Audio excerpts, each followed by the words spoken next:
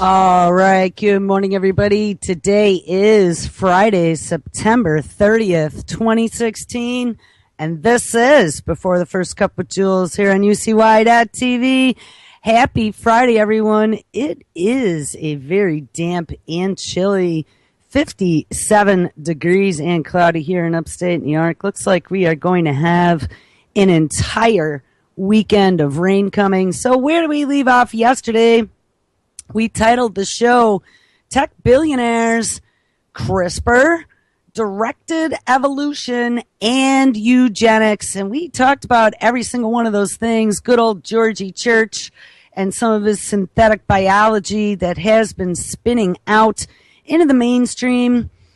Bill Gates working with gene drives and genetically modifying mosquitoes, all in the name of curing malaria and passing traits that would limit reproduction into an entire species. And that's kind of where we tied into the eugenics piece of this. There was a story that came out of the Washington Post probably about a week or so ago that really kind of tried to distinguish between two technologies, one being called genetic engineering and one being called eugenics. And eugenics, of course, would be to completely edit, change, manipulate a population to be able to create or remove traits, whether they be desirable or undesirable. And the ethical questions remain: who gets to make those decisions? And that's really what we're dealing with now with this 21st century medicine. We have this precision medicine initiative that is being run out of the very top law of the land. The White House is fully 100% behind it. And they have now dictated and put money where their mouth is and said that precision medicine is going to be the economic engine for the 21st century. As they're pushing this 21st Century Cures Act that is sitting in Congress, they right now are determining whether or not that an FDA that we found out never really keeps us safe, but that FDA, they say, is in the way of these 21st century cures. And so they are really pushing now to remove this, to go direct to consumer. And that is kind of where the biggest concern is, because right now there is no safety. We've determined that in these labs, I mean, yeah, they have safety, but bio-level safety is not necessarily happening like it should be. These potential tools can be considered by some of the top intelligence officials in the United States to actually be a weapon of mass destruction. And that's really kind of where we have been seeing this heading. You know, this technology is not only being utilized in the United States, it is being utilized globally. CRISPR gene editing has been democratized and sent across the planet, and there are no rules. There is no one watching the entire store to see what is going on.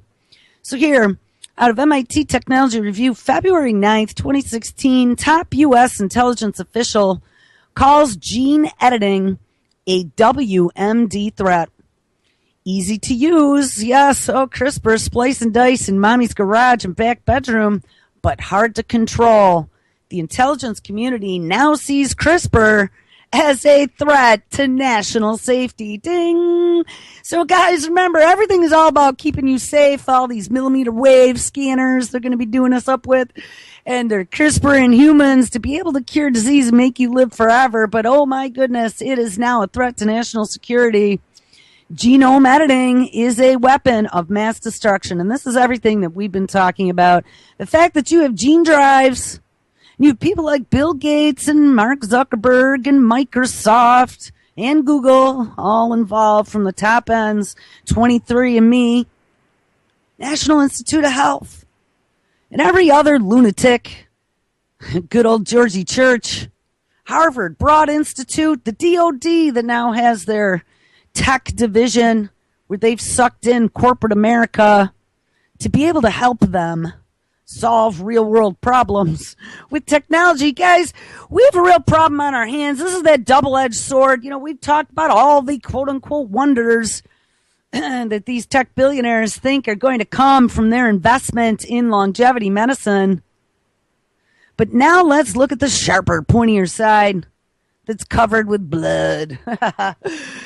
Anyway, genome editing is a weapon of mass destruction. That is according to James Clapper, U.S. Director of National Intelligence, who on Tuesday in February of 2016, at the annual Worldwide Threat Assessment of the U.S. intelligence community, added gene editing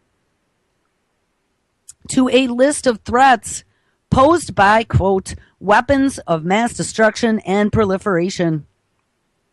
Gene editing refers to several novel ways to alter DNA inside of living cells. And remember, we found out yesterday, too, they've been messing around with those two new amino acids, X and Y. And again, not male and female X and Y. I'm certain they have called them the same things as male and female X and Y, just to confuse people. No, these are X and Y. These are foreign, quote-unquote, alien amino acids that have never, ever been seen before in any living organism. And we found out what in potentially the solar system or the universe even. There's no living creature that we know of that has these two amino acids. They are man-created, and they can be put into a DNA strand and made to reproduce, which is even more frightening. Don't worry about that. We're just going to use it to create drugs. We're just going to use it to do things that will cure you, all in the name of keeping you safe and moving us forward with this insane technology that nobody really understands in the long run. Not only how is it going to affect us, but nobody's watching the store. I'm going to say it again. It is hubris. It is technology in front of common sense. It is about being published and being the first one to come up with a study, getting funding dollars, and then spinning it out to an IPO, initial public offering, if you don't know what that is, to be able to create a new company and put stock on the market, make $1 bazillion, and then become a new tech company that becomes involved with this newly formed technocracy that is dropping on top of us. Gene editing refers to several novel ways to alter the DNA inside of living cells. And the most popular method, good old CRISPR, has been revolutionizing scientific research, leading to novel animals and crops, and is likely to power a new generation of gene treatments for serious diseases. Ding. CRISPR in humans. It is the gene editing's relative ease of use that worries U.S. intelligence community, according to this assessment, given the broad distribution. 60,000 copies, and you can copy it endlessly, and you don't get any lostness. But that's okay. Don't worry about it. We democratized it all. The low cost and the accelerated pace of development of this dual-use technology. And I think dual use is a really nice way of saying double-edged sword. It is a curing machine, and it is a killing machine. Remember, George Church said before it ever cured anything or created anything, it was killing things by unzipping DNA. Just like those millimeter waves can, as discovered by the scientist at Los Alamos Laboratory in 2009. But don't worry about that either. We're just going to put it all in the sky. And by the way, I do have a new CubeSat story. CubeSats around the moon. We'll look at that. We're going to go into some space today. The choice by the U.S. spy chief to call out gene editing as a potential weapon of mass destruction surprised some experts. Not me. Not you. I guess Biopharma apparently didn't offer Clapper enough money as a lobby to get him to shut his mouth. I don't know. I was actually kind of surprised as well. It was the only biotechnology appearing in the tally of 6 more conventional threats, like North Korea's suspected nuclear detonation on January 6th, Syria's undeclared serial chemical weapons, and the new Russian cruise missiles that might violate an international treaty. The report is an unclassified version of the collective insights of the Central Intelligence Agency, the National Security Agency, and half a dozen other U.S. spy and fact-gathering operations. Although the report doesn't mention CRISPR by name, Clapper clearly had the newest and most versatile of the gene editing systems in mind. The CRISPR techniques, low cost and relative ease of use, and the basic ingredients, by the way, can be bought online for just $60, seem to have spooked intelligence agencies. Quote, research in genome editing conducted by countries with different regulatory or ethical standards than those of Western countries, ding, ding, ding, ding, ding, China, as well as many others. And, just think about the rogue threats. There are people literally messing with this technology in mommy's back bedroom. We read about the dude in Long Island. Will probably increase the risk of the creation of a potentially harmful biological agent or product, the report says. Ding, ding, ding, ding. The concern is that biotechnology is a dual-use technology, meaning normal scientific developments could also be harnessed as weapons. Guys, this is very scary.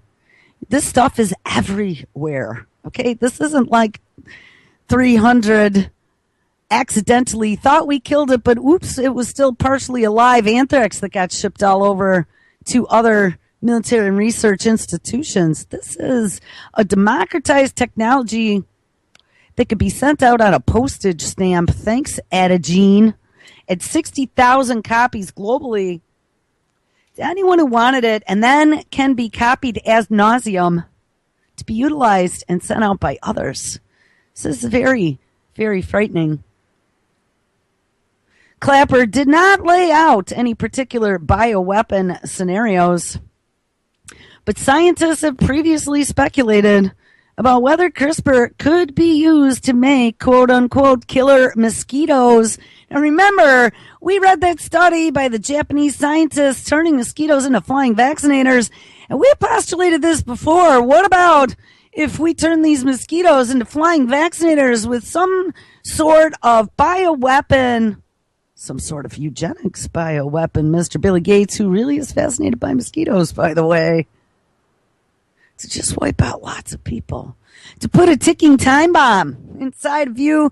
Interesting as well that Microsoft is working on blood nanobots to quote-unquote cure you with synthetic bacteria that goes in and tamps down an inflammation, creates little drugs inside of you. And we got Bill Gates doubling down on his investment in mosquitoes and gene drives, and we find out that mosquitoes can be genetically modified to be flying vaccinators. Now we find out Clapper, head of U.S. intelligence, is presenting a study stating that, yes, well, this same technology can be used as a bioweapon, and some scientists have speculated whether or not CRISPR could be used to make killer mosquitoes. Guys, this is beyond frightening.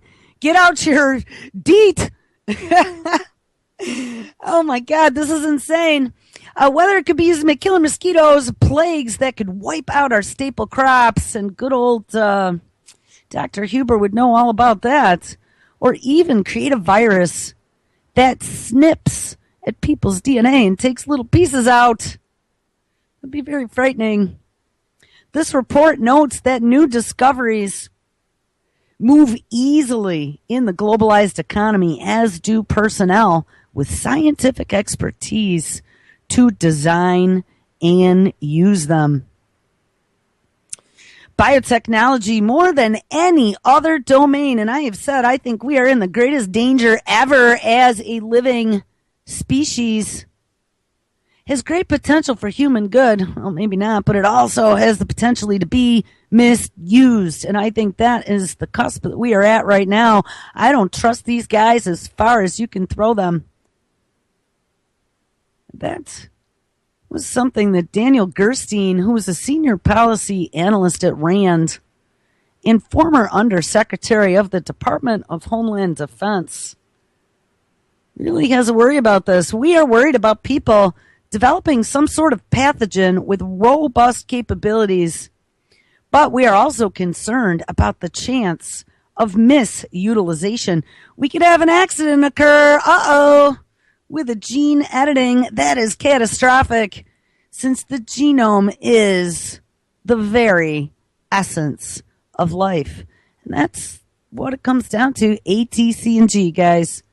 They are messing with the building blocks of life, A, T, C, and G. And we've even come up with X and Y now to make freaks of nature that never existed that can reproduce. Piers Millett, an expert on bioweapons at the Woodrow Wilson Center in Washington, D.C., says Clapper is singling out of the gene editing as an WMD member on the list was a surprise, since making a bioweapon, say an extra virulent form of anthrax, still requires mastery of a wide raft of technologies. Development of bioweapons is banned, of course, yes, we know, by that weapons convention, the Cold War era treaty that outlawed biological weapons programs. The U.S., China, Russia, and 172 other countries signed it. But Millen says that the experts who met in Warsaw last September to discuss this treaty felt a threat from a terrorist group is still remote given the complexity of producing a bioweapon. But the group concluded that for the foreseeable future, such applications are only within the grasp of states. Well, yeah, and that was when it was still kind of difficult, but CRISPR tends to be kind of easy. The intelligence assessment drew specific attention to the possibility of using CRISPR to edit the DNA of human embryos. We just read about that in Sweden yesterday. To produce genetic changes in the next generation of people. For example, to remove disease risks. And that's something that they're toying with a lot of different places, including China. It noted that fast advances in genome editing in 2015 compelled groups of high-profile U.S. and European biologists to question the unregulated ding editing of the human germline, which are the cells that are relevant for reproduction and which might create inheritable genetic changes. Guys, I'm telling you, that's exactly what it is all about. And so the debate for over changing the next generation's genes has been mostly an ethical question. The report did not say how such a development would be considered a WMD. Well, it's called a gene drive, guys. Get with the times. Although it is possible to imagine a virus designed to kill or injure people by altering their genomes. So take that for what it is. I know it's a pretty frightening thought. It's everything that I've been kind of raising the red flag about, how scary it could potentially be. And like I said, add to that now all these tech billionaires who are in the process of declaring that they want to spend large amounts of their fortune to quote unquote cure disease, quote unquote eliminate species, quote unquote remove genetic threats from an organism's live building blocks, right? We have CRISPRing humans, of course, as a way to get rid of genetic disease, and they're going after quite a few. I saw, I don't even remember, Gaucher's disease, I think, was one. That might have been the blindness, genetic blindness, but they're already messing with our children. So back to that story about the difference between gene editing and eugenics out of the Washington Post. It says, today CRISPR has captured the fantasies of those who emphasize the high-flying possibilities of human-led evolution. And this is where the dangers come in. We just had that very first 3-parent child that was announced a few days ago. Kid's like 5 or 6 months old already, and they said he seems to be healthy.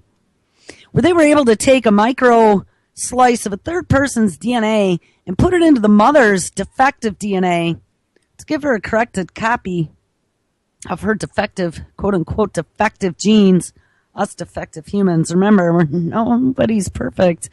And things such as stress and smoking and drinking and staying up late and getting angry can all damage your DNA. So how long is it going to take with all these DNA databases everywhere and splicing and dicing precision medicine? We've talked about all that cohort program, stepping right up and helping them determine what each of these building blocks mean and how all these different orderings affect us as living organisms, and then determine which are the good ones and which are the bad ones. Put it all in a database, run an algorithm.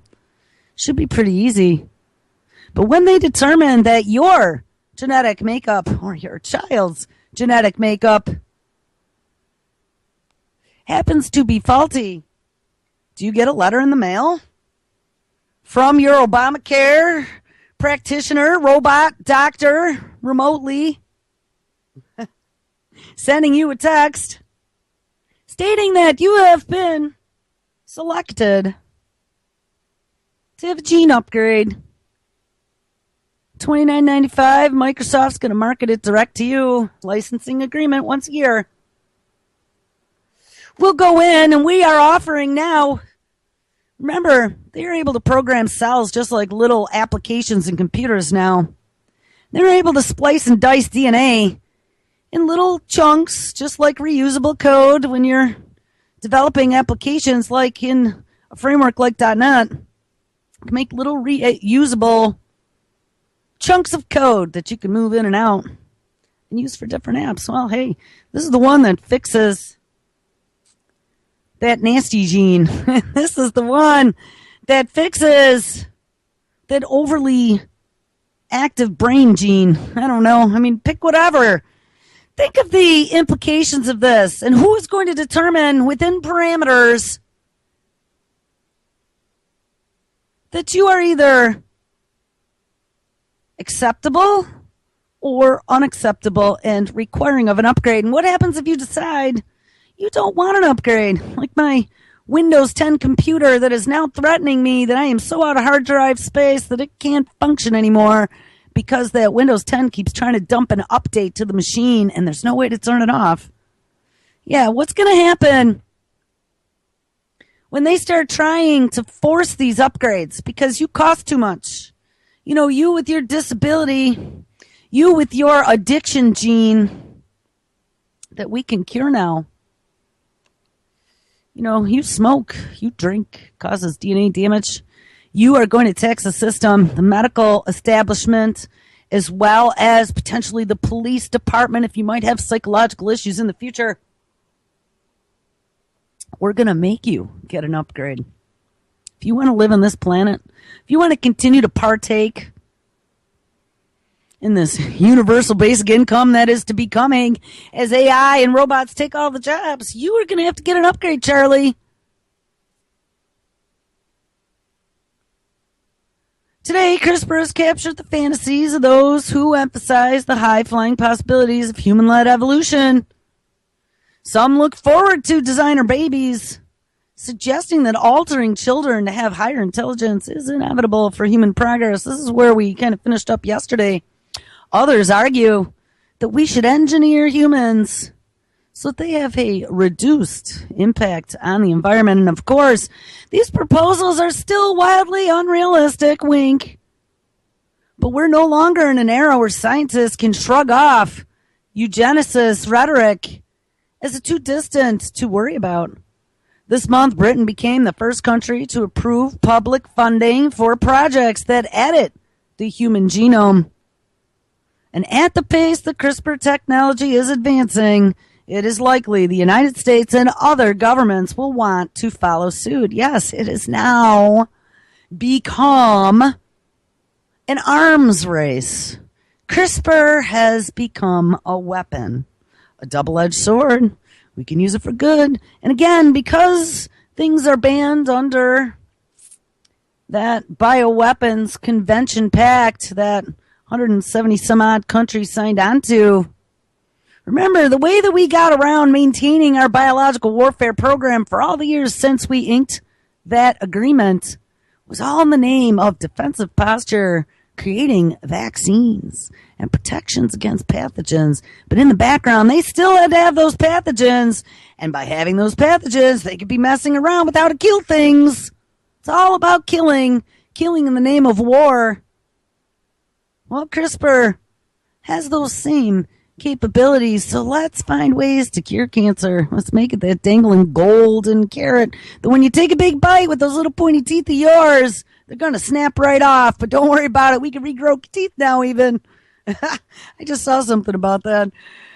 Anyway, while 83% of American public is solidly against editing genes for frivolous purposes, such as increasing intelligence, but I bet China isn't, by the way. About half of those asked were fine with the idea of doing so to treat diseases. The time to distinguish between negative eugenics and positive genetic intervention is now.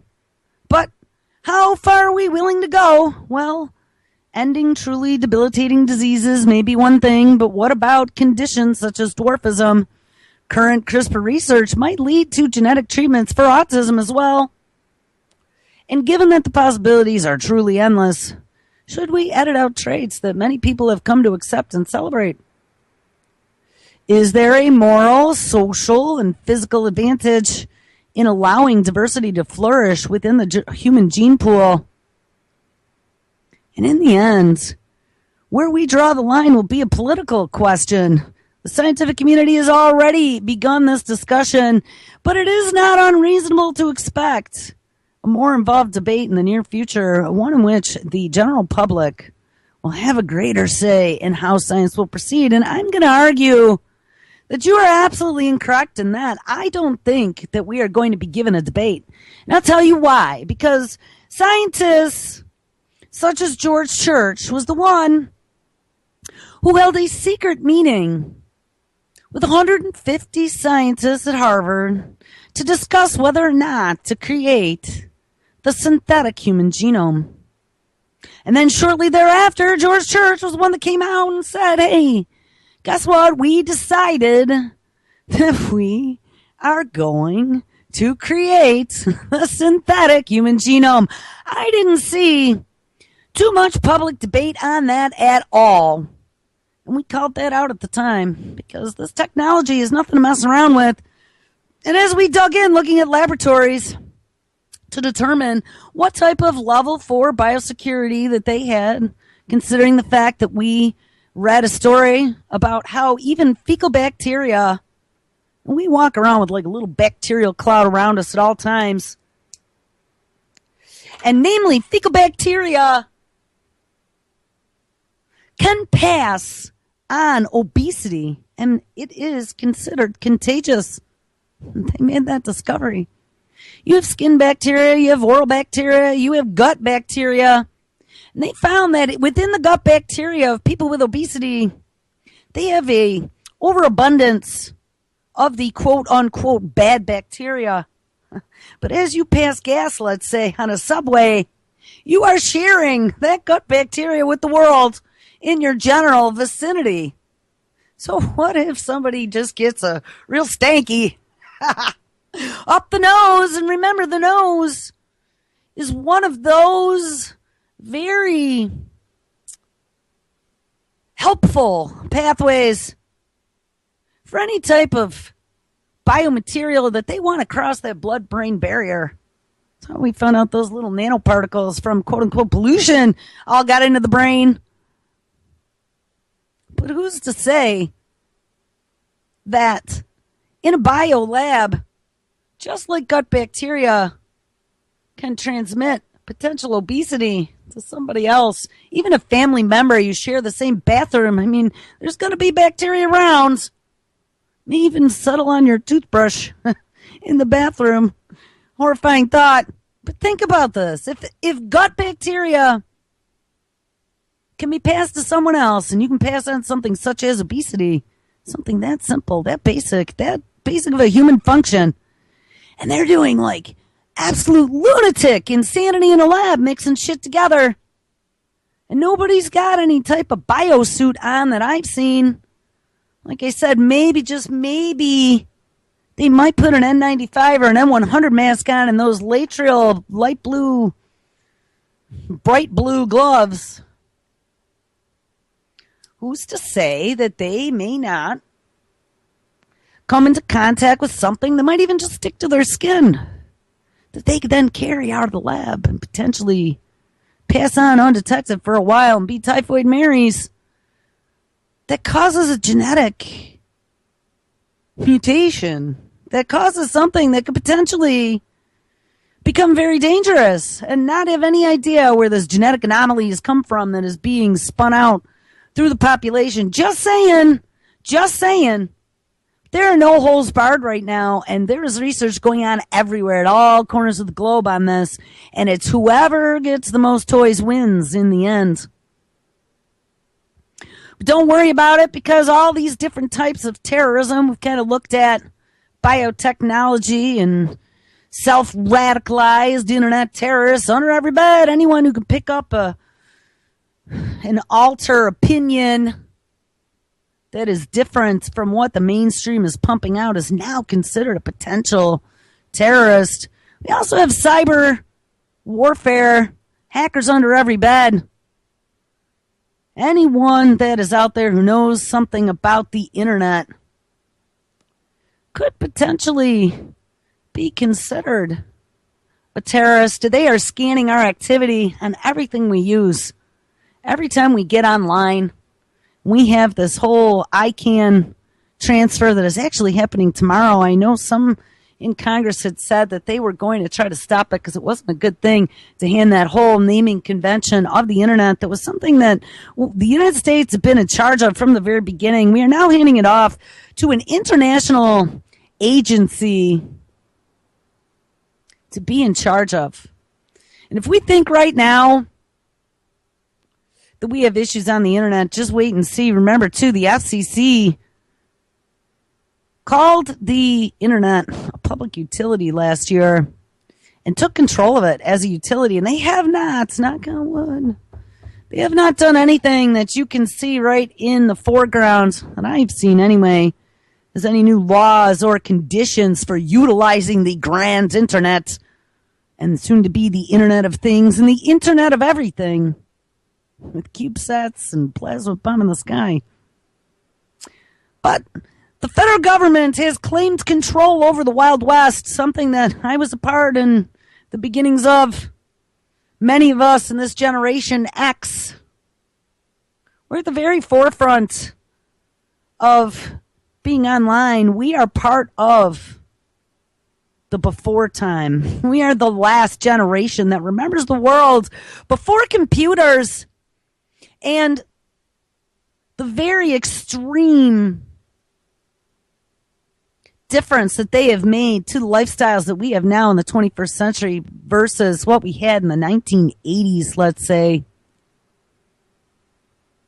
Clinton, Hillary, is now calling for tech firms. Now, as we're seeing that all these technology companies are getting in bed with the feds, Hillary Clinton is now calling on tech firms to help fight terrorism. Ding!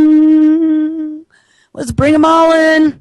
As Secretary Ash Carter of the Department of Defense just created his little group of tech cronies that he's bringing in to help the DOD combat the Department of Defense's tactical issues.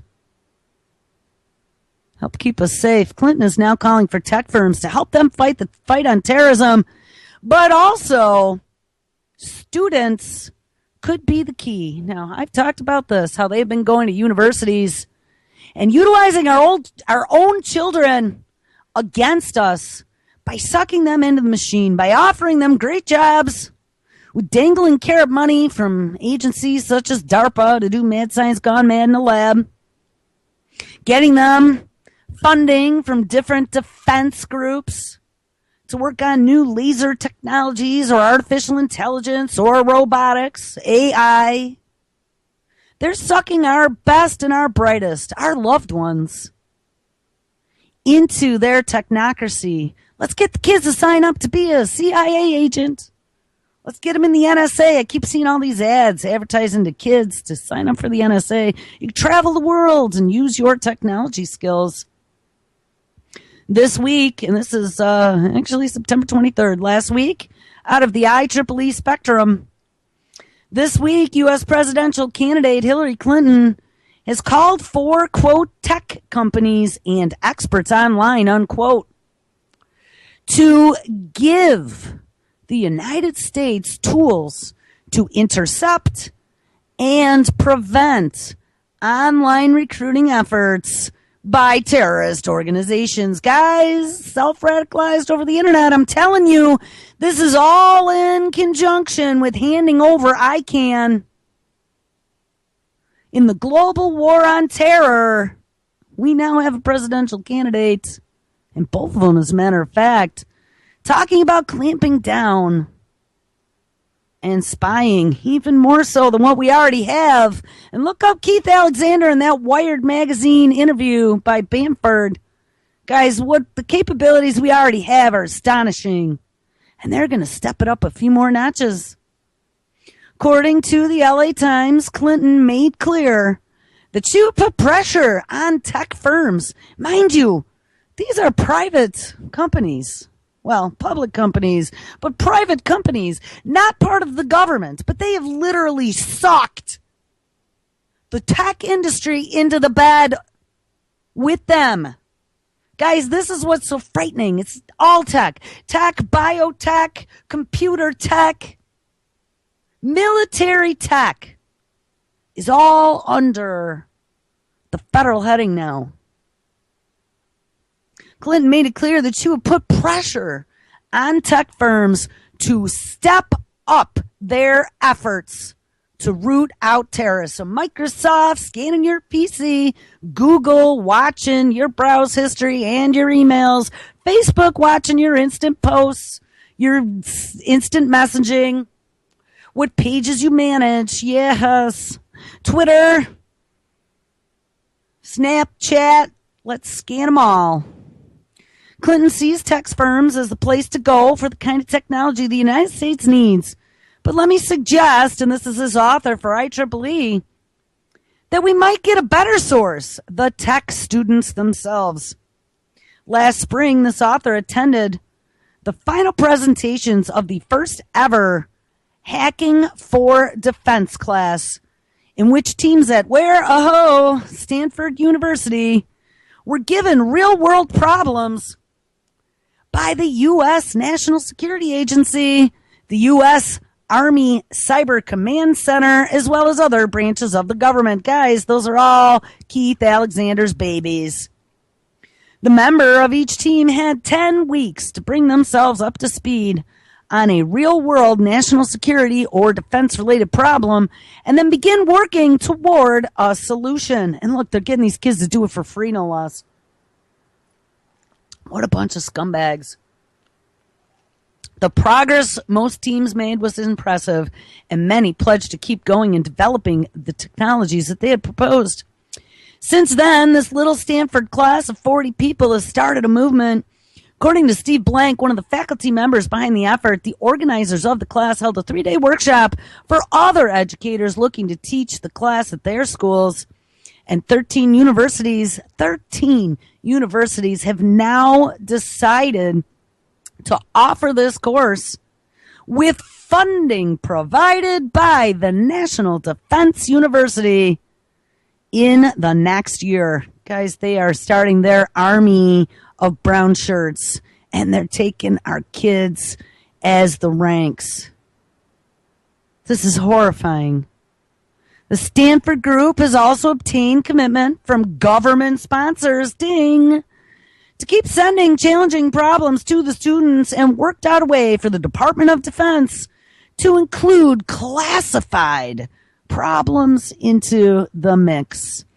And I bet you somewhere in here, this is part of that new DIU with a small little X program that the Department of Defense has been working through with tech companies It is that first little group where they pulled together a lot of 21st century well-known thinkers, including tech titans, into a DoD think tank. And they have also spun out with that DIUX, it's Defense something initiative, experimental program. They are circumventing, I discovered yesterday, that whole FBO.gov process where they would put out a proposal and then everyone gets to bid on it. And then they don't have to necessarily pick the lowest bidder.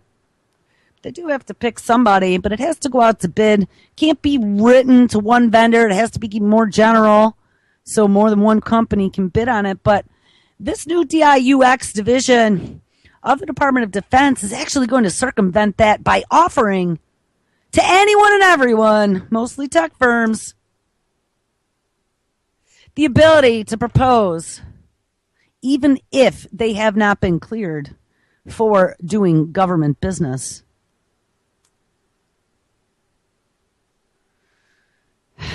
Blank said in a blog post that as a result of the meetings in the workshop and what they learned during the first pilot class, the faculty has fine-tuned the methodology to be more specific about what students deliver to their sponsors. They're being sponsored.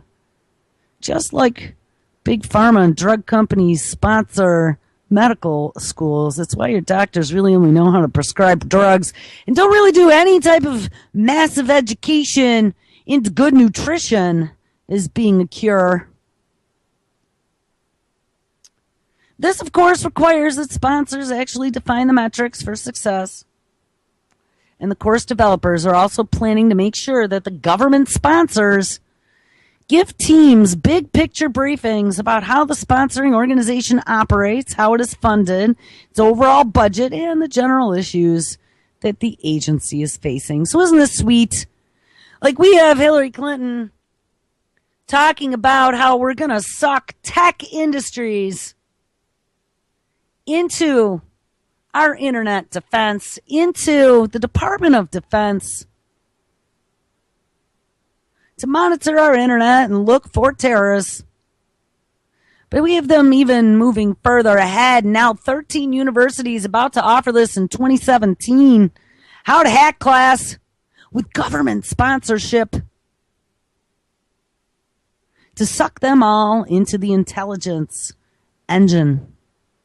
Now, let's look at other ways that this technology is injuring us as a species. It's not just the ability to CRISPR and screwing up our genes potentially forever and ever as a species, eliminating Earth 1.0 and all the wonderful things that lived upon it. But we also discovered that even just our interaction with technology is causing changes to us as humans. Children of today really have a lot of difficulty in socializing because a lot of their socialization is done online. We have a lot of issues with ADD. We've talked about that dangling dopamine carrot that technology brings and how it's caused issues in little kids. I've discovered that in my own life and my own experiments. But I found a few stories that were incredibly frightening. Here's one out of the New Yorker, and this is somebody who is an adult, I would assume. He's probably about our age, maybe a Gen Xer. Says, I used to be a human being. An endless bombardment of news and gossip and images has rendered us manic information addicts. It broke me, and it might break you too. By Andrew Sullivan. Like many addicts, I sensed I had a personal crash coming, and for a decade and a half, I had been a web obsessive, publishing blog posts multiple times a day, 7 days a week, and ultimately corralling a team that curated the web every 20 minutes during peak hours. Each morning began with a full immersion in the stream of internet consciousness and news. Guys, I do this every day.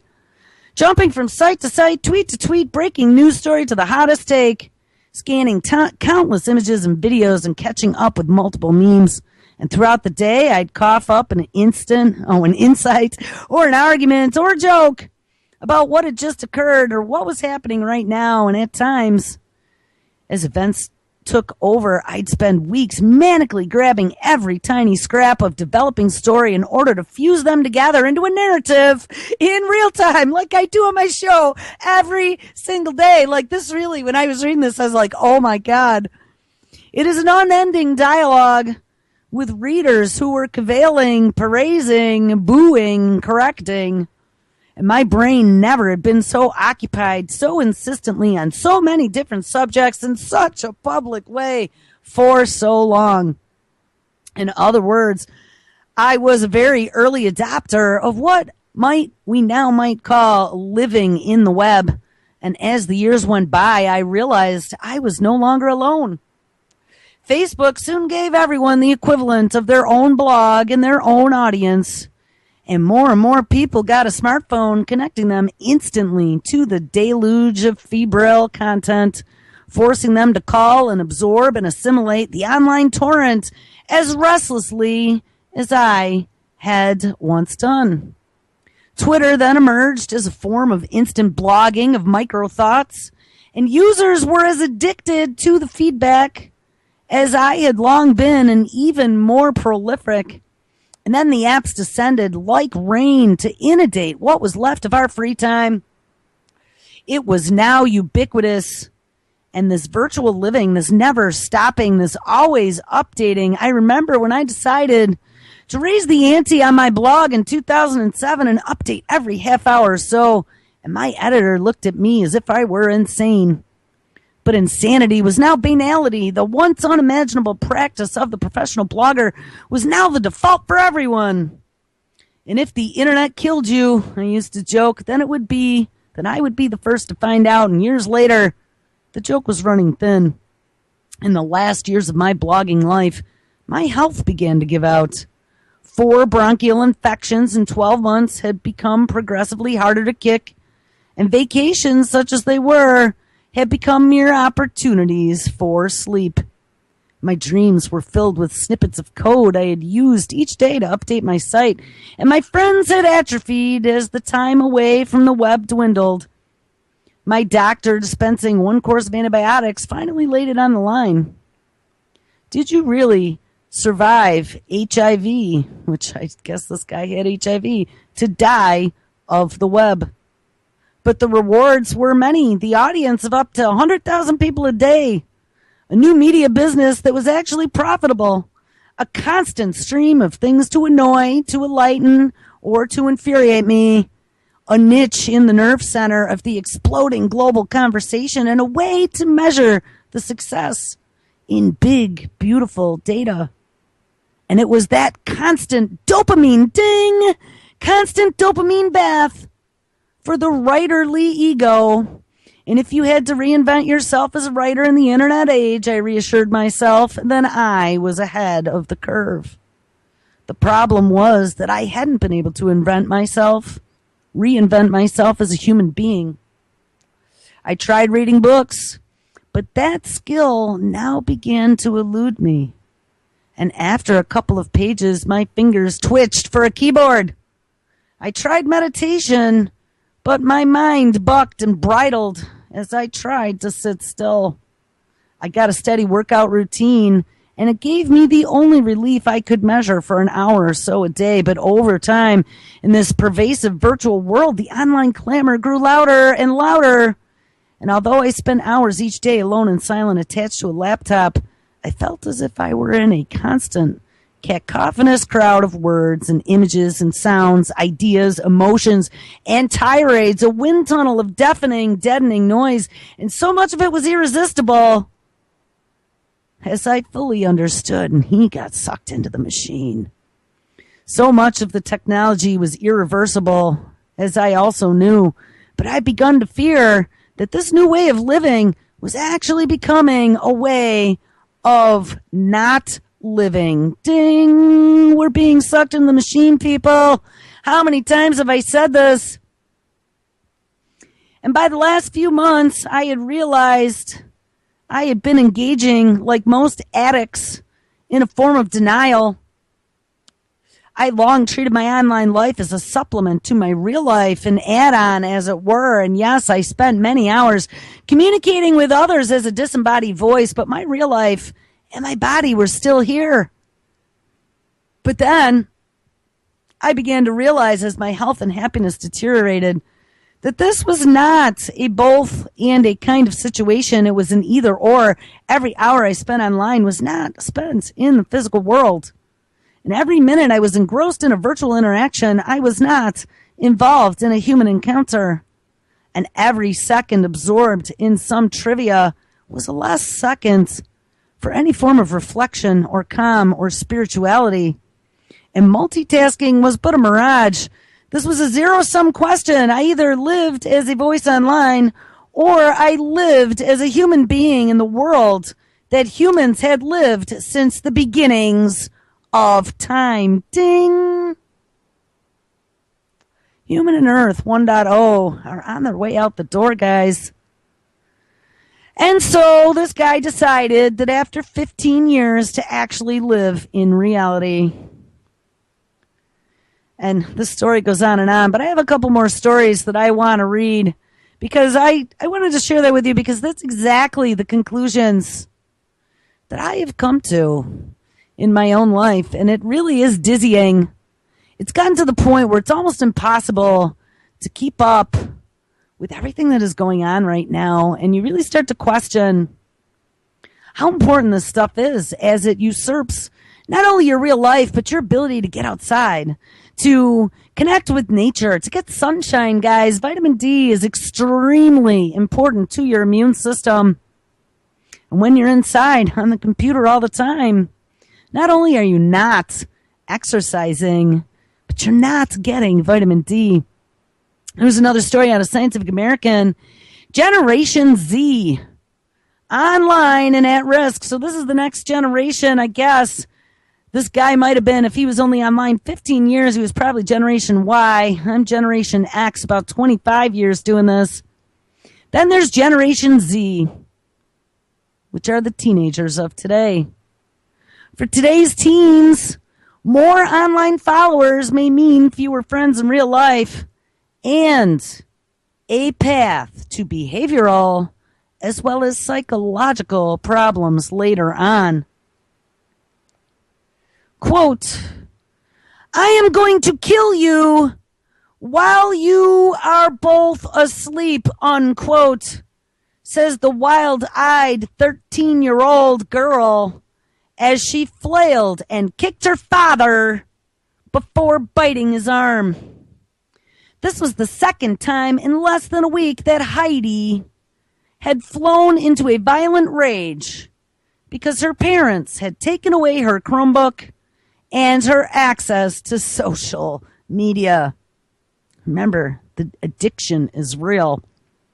It would also be the second time that she would have to be taken to the psychiatric emergency room. When her parents, John and Melanie, first called me for help, they described Heidi as a sweet, happy, loving girl whose teachers had always declared their favorite student. With a tendency to gravitate toward overachievers, she loved playing soccer, hiking, and taking mountain bike rides with her dad, the man she bit. John and Melanie, supportive suburban New Jersey parents with college degrees in their own tech business, were blindsided by Heidi's social media addiction. It all started when she came home in 7th grade with a Chromebook that the school had given her, they told me. Ostensibly for school purposes, the Chromebook came loaded with Google Classroom, ding, which also unfortunately includes Google Chat and various Google Chat communities. And once this educational Trojan horse entered their home, John and Melanie found that Heidi was more and more preoccupied with its social media chat rooms, spending hours on them every night. And because these chat rooms were part of the Chromebook platform, they were not able to disable them.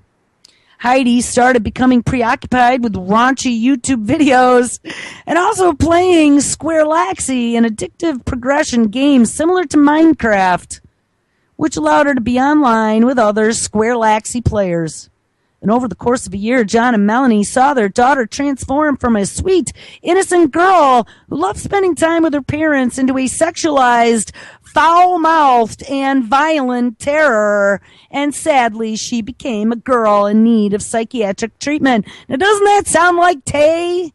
The little innocent AI they put online that turned into the Nazi, over-sexualized, rude, foul-mouthed, violent artificial intelligence mutated by the internet as well. And if I can get to this very last story, there's one more story out of the New York Post. And this is about a young child, the age of 7 or 8, who the parents experienced the exact same issues where the child became violent. The child woke up in the middle of the night staring catatonically into the darkness.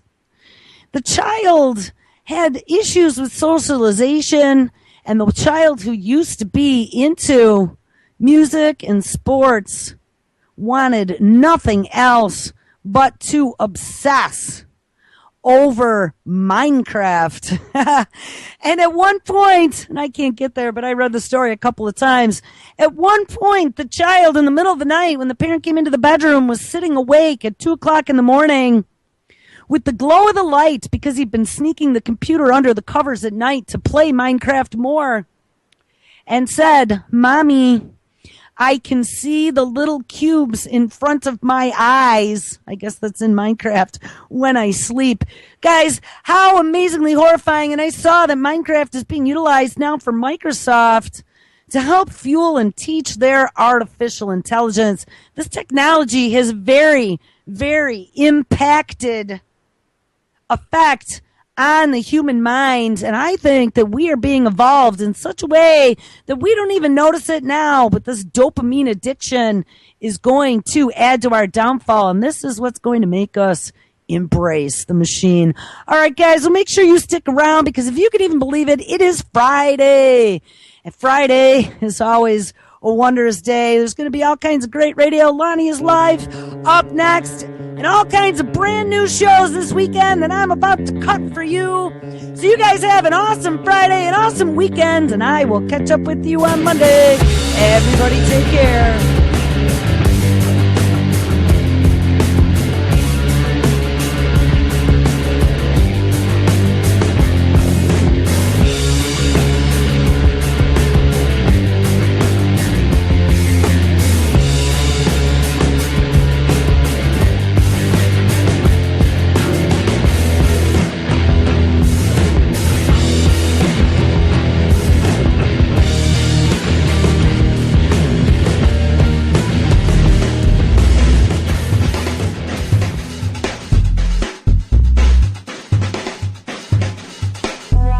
JJ Inc. from Against the Wall